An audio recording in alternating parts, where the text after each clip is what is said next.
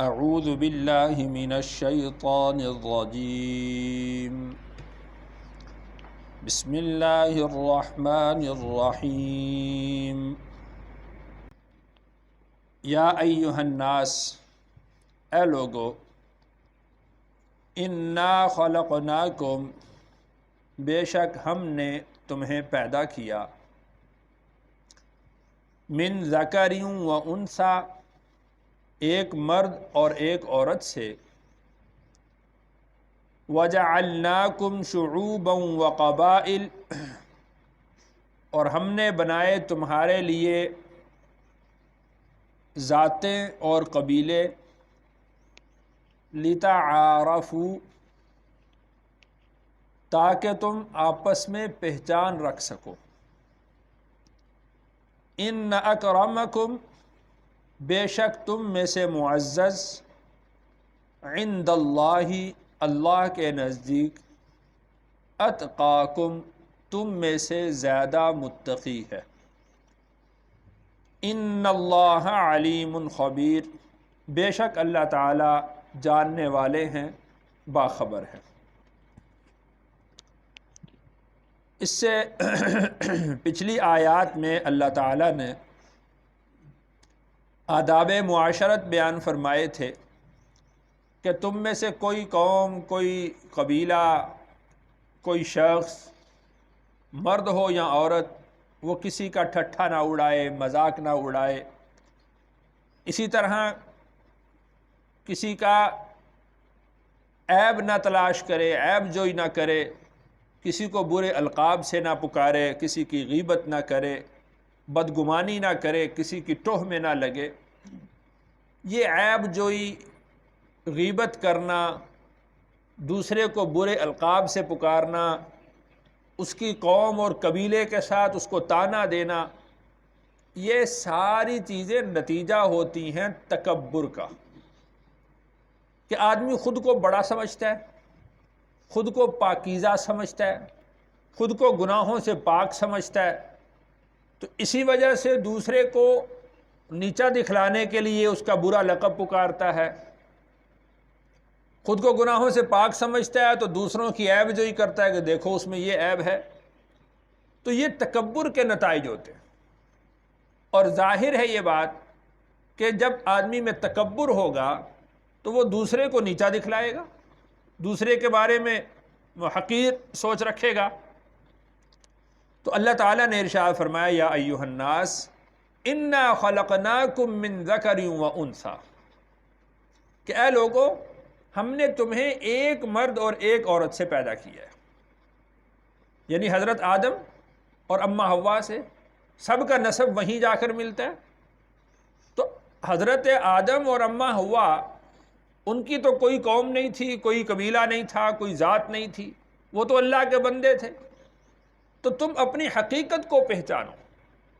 تو لہٰذا یہ جو قومیں بنائی گئی ہیں، ذاتیں بنائی گئی ہیں، قبیلے قائم کیے گئے ہیں، لتعارفوا، یہ محض اس وجہ سے ہے تاکہ تم آپس میں ایک دوسرے کی پہچان کر سکو کہ کون کس قبیلے سے تعلق رکھتا ہے۔ لوگوں کے نام ایک جیسے ہوتے ہیں تو ان کے بعد ان کی ذات بول کر، ان کا قبیلہ بول کر وہ تعارف کروایا جاتا ہے کہ جو شخص فلاں قبیلے سے ہے یا فلاں قوم سے تعلق رکھتا ہے، میں اس کی بات کر رہا ہوں۔ جو قومیں اور قبیلے ہیں یہ محض تعارف کے لیے ہیں، ورنہ اس میں کسی آدمی کی بڑائی یا کسی کی حقارت وہ نہیں ہوتی، نہ اللہ کے ہاں یہ کوئی معیار ہے۔ ان اکرمکم عند اللہ اتقاکم، اللہ کے نزدیک تم میں سے معزز وہ ہے جو زیادہ متقی ہے، جو زیادہ پرہیزگار ہے۔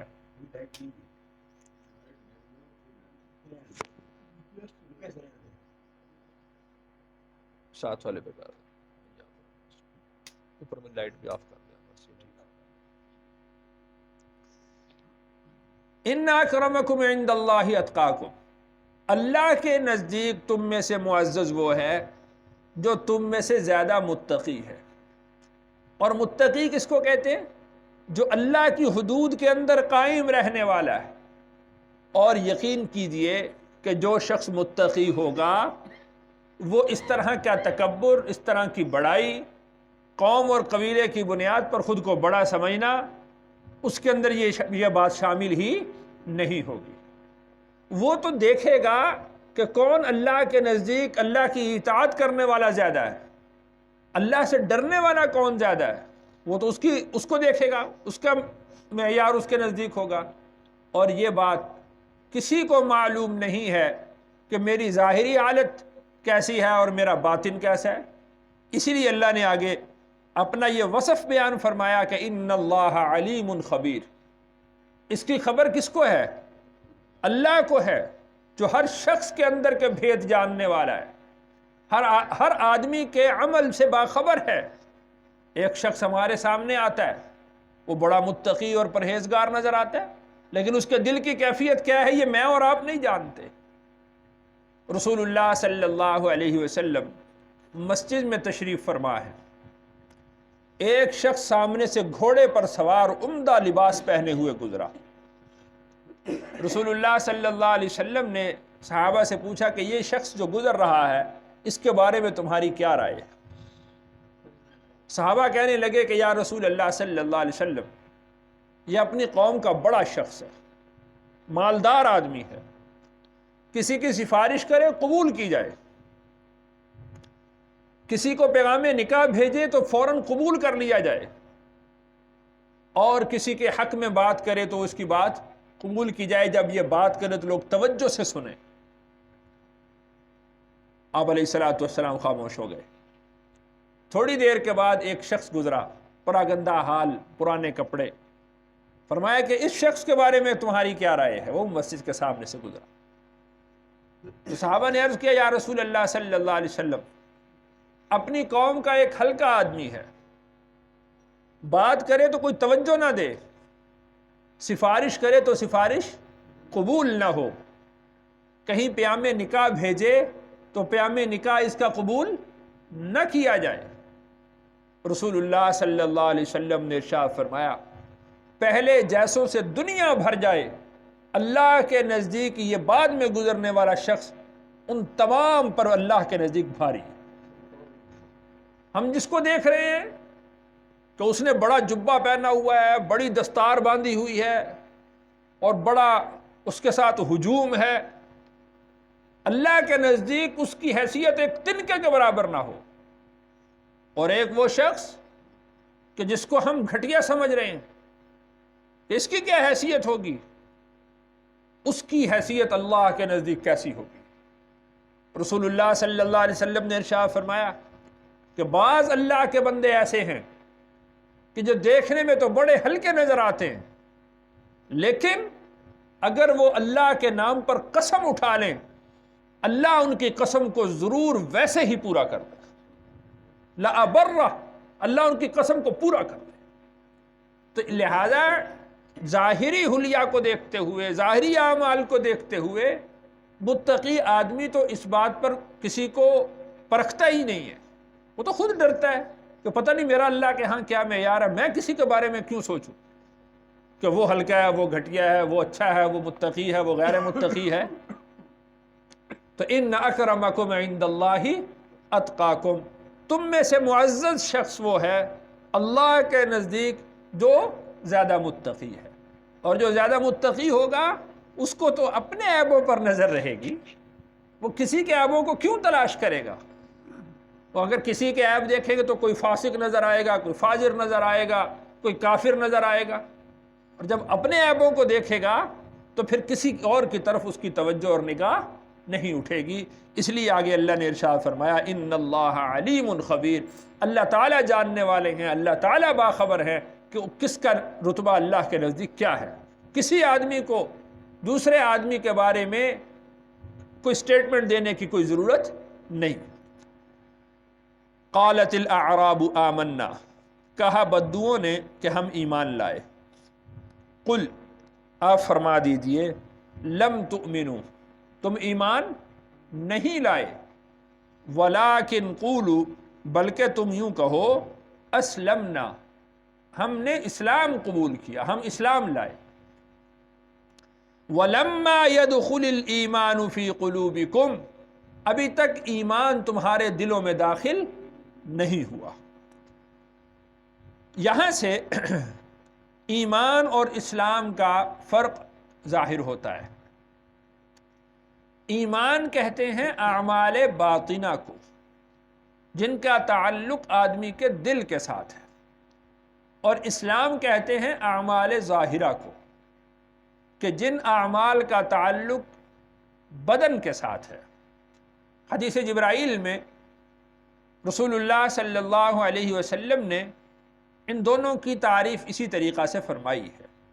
حضرت جبرائیل امین نے رسول اللہ صلی اللہ علیہ وسلم سے پوچھا تھا کہ ایمان کیا ہے، تو آپ علیہ الصلاۃ والسلام نے ارشاد فرمایا ان تؤمن باللہ وملائکتہ وکتبہ ورسلہ والیوم الآخر والقدر خیرہ وشرہ من اللہ تعالی، کہ ایمان لانا یہ ہے کہ تو اللہ پر ایمان رکھے، اللہ کے فرشتوں پر ایمان رکھے، اللہ کی کتابوں پر ایمان رکھے، اور اللہ کے رسولوں پر ایمان رکھے، اور تقدیر پر ایمان رکھے۔ اور اسی طریقہ سے جب سوال کیا گیا کہ مل اسلام، اسلام کیا ہے، تو آپ صلی اللہ علیہ وسلم نے اس کا جواب یہ ارشاد فرمایا ان تشہد ان لا الہ الا اللہ وان محمدا عبدہ ورسولہ واقام الصلاة وایتاء الزکاة وتصوم رمضان وتحج البیت ان استطاع الیہ سبیلا۔ اسلام یہ ہے کہ آدمی شہادتین کی گواہی دے کہ اللہ کے علاوہ کوئی معبود نہیں ہے، اور محمد صلی اللہ علیہ وسلم اللہ کے رسول ہیں، وتقیم الصلاة، اور نماز کو قائم کرے، وتؤتی الزکاة، اور تو زکوٰۃ کو ادا کرے، وتصوم رمضان، اور رمضان کے روزے رکھے، وتحج البیت ان استطعت الیہ سبیلا، اور اگر تیرے اندر طاقت ہو تو حج بیت اللہ کرے۔ یہیں سے دونوں کا فرق واضح ہو جاتا ہے کہ ایمان آپ علیہ الصلاۃ والسلام نے ان چیزوں کو قرار دیا کہ جو سارے کے سارے متعلق ہیں آدمی کے دل کے ساتھ، اور اسلام ان تمام اعمال کو قرار دیا کہ جو متعلق ہے آدمی کے ظاہر کے ساتھ۔ تو کوئی شخص یہ دعویٰ نہیں کر سکتا کہ میں ایمان لے آیا۔ ہاں، آپ علیہ الصلاۃ والسلام نے ارشاد فرمایا کہ یوں کہہ سکتا ہے کہ میں نے اسلام قبول کیا، کہ میں وہ اعمال جو ظاہری ہیں میں ان کو بجا لاتا ہوں، ان کو پورا کرتا ہوں۔ وَلَمَّا يَدْخُلِ الْإِيمَانُ فِي قُلُوبِكُمْ، ابھی تک ایمان تمہارے دلوں کے اندر داخل نہیں ہوا۔ وَإِن تُطِيعُوا اللَّهَ وَرَسُولَهُ، اور اگر تم اطاعت کرو اللہ اور اس کے رسول کی، لا یلتکم من اعمالکم شیئا، تو تمہارے اعمال میں سے کچھ کمی نہ کی جائے گی۔ یعنی اگر تمہارے دلوں کا ایمان پورا ہے، دلوں میں ایمان راسخ ہو چکا ہے، تو پھر جو تمہارے ظاہری اعمال ہیں ان کا بھی اللہ کے نزدیک پورا پورا وزن کیا جائے گا، پورے پورے تمہیں دیے جائیں گے۔ لا یلتکم من اعمالکم شیئا، تمہارے اعمال میں سے کچھ کمی نہ کی جائے گی۔ اور اگر کسی شخص کے دل میں ایمان نہیں ہے، وہ نمازیں بھی پڑھ رہا ہے، وہ روزے بھی رکھ رہا ہے، وہ زکوٰۃ بھی دے رہا ہے، وہ حج بھی کر رہا ہے، تو ان تمام اعمال کی اللہ کے نزدیک کچھ حیثیت نہیں۔ تو ایمان یہ مطلوب ہے، اصل وہ ہے۔ ایمان کی کمی اعمال سے پوری نہیں ہو سکتی، اعمال کی کمی ایمان سے پوری ہو سکتی ہے۔ ان اللہ غفور الرحیم، بے شک اللہ تعالیٰ معاف کرنے والے، رحم کرنے والے ہیں۔ یعنی اگر کسی سے غلطی ہو جاتی ہے، کمی اور کوتاہی ہو گئی ہے، آج بھی اگر وہ صدق دل سے ایمان لے آتا ہے اور ان تمام چیزوں پر اب پختہ یقین رکھ لیتا ہے کہ جو ایمان کے لیے مطلوب ہیں، تو اس سے پہلے جو کمیاں اور کوتاہیاں ہو گئی ہیں، جو غلطیاں ہو گئی ہیں، اللہ تعالیٰ ان کو معاف کرنے والے ہیں۔ اللہ تعالیٰ سے دعا ہے اللہ تعالیٰ مجھے اور آپ کو عمل کی توفیق نصیب فرمائے۔